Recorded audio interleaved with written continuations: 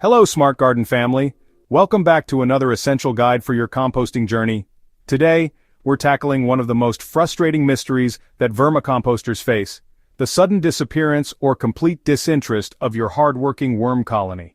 If you've ever lifted the lid of your worm bin expecting to see a thriving ecosystem, only to be met with an eerie silence and motionless worms, or worse, no worms at all, you know exactly the sinking feeling I'm talking about.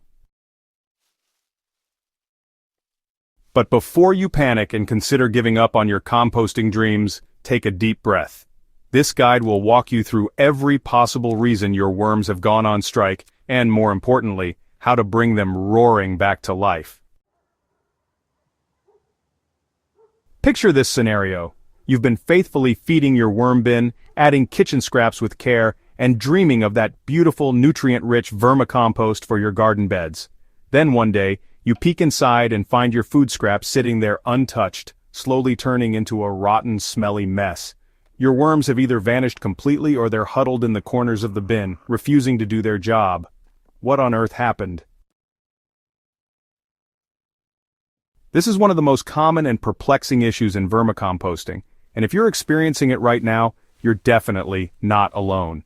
Every serious composter has faced this challenge at some point, and the good news is that it's almost always reversible. Your worms aren't being difficult for no reason. They're actually sending you very clear signals that something in their environment has gone terribly wrong.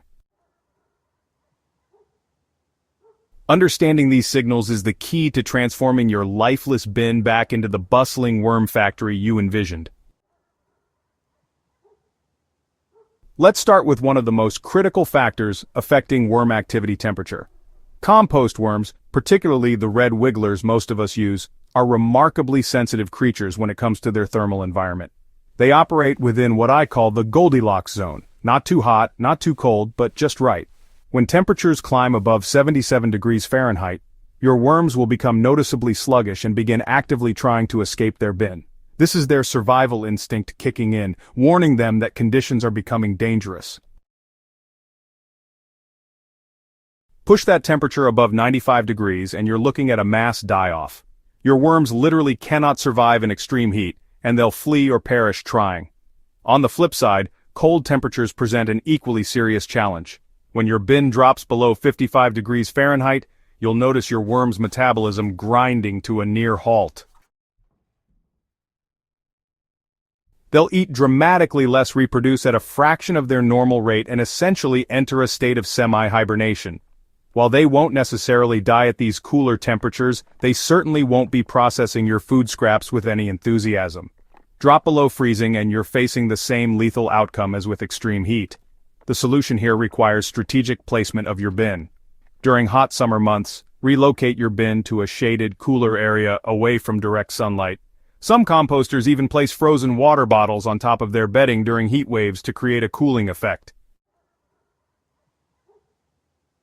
For winter challenges, bring your bin into a protected space like a garage basement or even under your kitchen sink. Insulating the exterior with blankets or bubble wrap can also provide that crucial buffer against temperature extremes.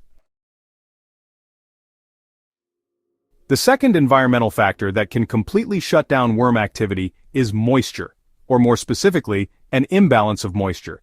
Your worm bin should feel like a wrung-out sponge, damp and moist but never dripping wet or completely dry. When things go wrong with moisture levels, they tend to go very wrong very quickly. An overly wet bin is perhaps the most common problem new vermicomposters face. If you open your bin and are hit with a rotten, putrid smell and the bedding looks muddy or sludgy, you've got a waterlogged environment on your hands. In these saturated conditions, oxygen becomes scarce and anaerobic bacteria take over, producing toxic compounds and foul odors that drive your worms into a frantic escape attempt. You might find them crawling up the sides of the bin or even outside of it entirely. This is their version of a mass evacuation. Conversely, a bone-dry bin presents equally serious problems. Worms breathe through their skin, which must remain moist for this respiratory process to function. In a dusty, brittle environment, your worms will quickly dehydrate and die. Additionally, the beneficial microorganisms that break down food scraps, which is actually what worms primarily feed on, cannot survive in desert-like conditions. Without active microbial decomposition, there's nothing for your worms to eat, even if you're adding food regularly. Fixing moisture problems requires immediate action, but is surprisingly straightforward. For wet bins, incorporate dry carbon-rich materials like shredded cardboard, newspaper, or peat moss to absorb excess water. Gently mix and fluff the bedding to improve aeration and drainage. For dry bins, use a spray bottle to mist the surface evenly until you achieve that perfect wrung-out sponge consistency, or add pre-soaked pieces of newspaper or cardboard to gradually rehydrate the environment. Alright, now let's dive into what might just be the most controllable factor in your worm bin food. Many vermicomposters, often without realizing it, create hostile conditions simply by feeding their worms the wrong things or in the wrong amounts. Overfeeding, by far, is the leading cause of worm bin problems. When you add more food than your colony can realistically process, those uneaten scraps start to rot, creating a breeding ground for fruit flies, mold, and noxious odors. The decomposition process in an overfed bin tips toward putrefaction rather than the clean aerobic breakdown you're aiming for. Your worms will actively avoid rotting food because, well, the bacterial byproducts are toxic to them. Beyond quantity, the type of food matters immensely. While worms can technically eat almost any organic matter, certain foods create particularly problematic conditions. Meat, dairy products, and oily or greasy foods break down in ways that produce rancid smells and attract pests. Excessive amounts of citrus fruits or onions can dramatically increase acidity levels in your bin, creating a literally burning environment for your worm's sensitive skin. So, the solution here is to practice mindful feeding. Only add new food scraps once your worms have consumed about 80% of their previous meal. Create a balanced diet by mixing nitrogen-rich green materials like fruit and vegetable scraps with carbon-rich brown materials like shredded cardboard and dry leaves. This mixture provides the optimal conditions for microbial activity while maintaining proper moisture and pH levels. Think of it as meal planning for your worms. Variety and moderation are key to keeping them happy and hungry.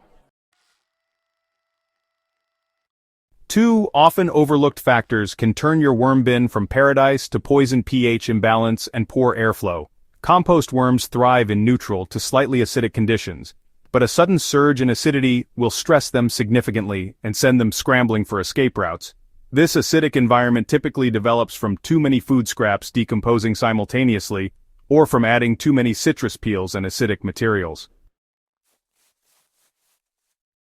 The worm's skin literally burns in highly acidic conditions, making it impossible for them to function normally. The fix is surprisingly simple. Add crushed eggshells or a small handful of garden lime to your bin. These materials act as natural pH buffers, neutralizing excess acidity while also providing beneficial grit that aids the worm's digestion. Airflow is equally critical, but, it's often completely ignored.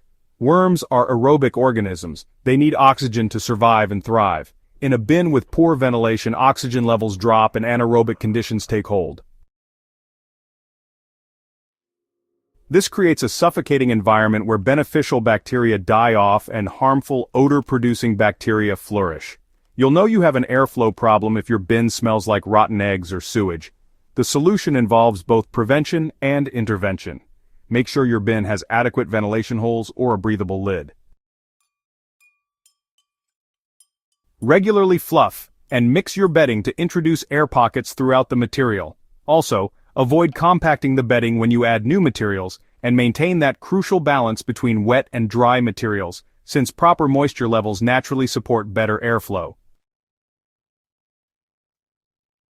If your worm bin has reached a crisis point, don't despair. Revival is almost always possible. Start by assessing all the factors we've discussed. Check the temperature, evaluate moisture levels, examine what and how much you've been feeding, and look for signs of pH problems or poor airflow. Remove any rotting, uneaten food immediately to eliminate odors and pests. If your bin has become severely neglected or contains mostly finished castings with little fresh bedding, it may be time for a complete reset. Harvest your finished compost, which creates new space and gives you a fresh start. Add new, pre-moistened bedding material and reintroduce your worms gradually. Resume feeding slowly, starting with small amounts and increasing only as the worms demonstrate they're actively eating again.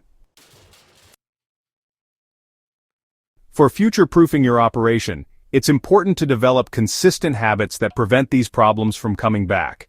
Make it a point to monitor your bin every week, checking things like temperature, moisture, and how quickly the worms are eating the food you give them. Always keep a small bag of dry bedding materials nearby so you can quickly fix any moisture issues if they pop up. And, try to feed your worms on a regular schedule instead of just dumping scraps in whenever it's convenient.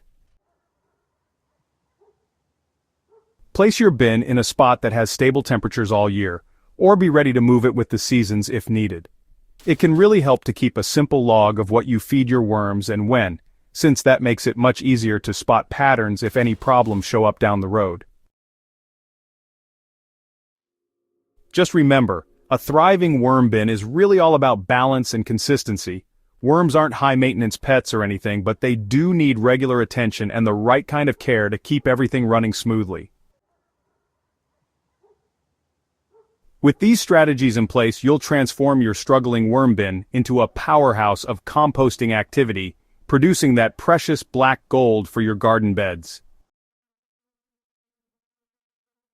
Your worms will thank you with enthusiastic eating, rapid reproduction, and mountains of nutrient-rich castings that will, really supercharge your plant's growth. So don't give up on those little composting champions. They're ready to get back to work with just a few thoughtful adjustments to their environment. If you found this guide helpful and want more practical gardening wisdom delivered straight to you, make sure to subscribe to Smart Garden and hit that notification bell so you never miss our latest tips and tricks. And hey, share this video with your fellow composters who might be struggling with their worm bins, and drop a comment below telling us about your own worm bin challenges and successes. Together, we're building a community of smarter, more sustainable gardeners. Happy composting, everyone!